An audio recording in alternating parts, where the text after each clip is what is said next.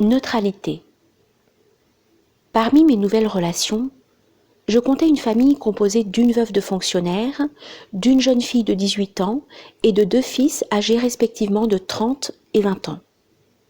L'aîné, Jean-Louis, occupait un poste administratif assez important. Remplaçant le chef de famille, il en assumait les responsabilités. La jeune fille, Marie-Claire, assez jolie et plaisante, avait sans doute le secret espoir de trouver un parti parmi les jeunes lieutenants de mon entourage.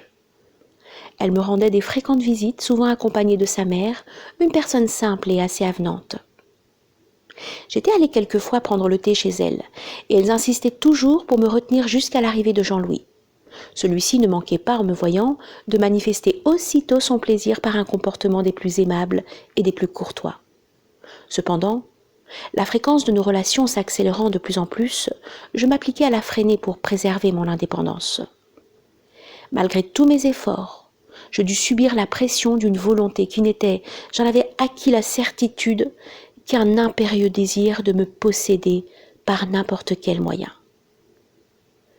Il me fallait employer tout mon tact et toute mon adresse pour le maintenir, sans le froisser, sur le terrain d'une neutralité complète.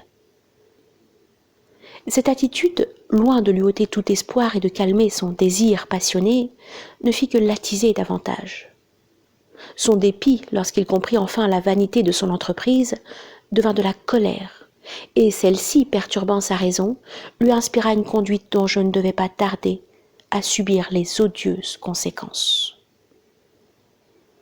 3 semaines s'étaient écoulées sans que Marie-Claire ni sa mère fussent venues me voir.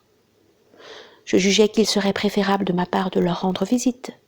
En effet, dans l'éventualité d'une rupture, je ne voulais pas en être la cause.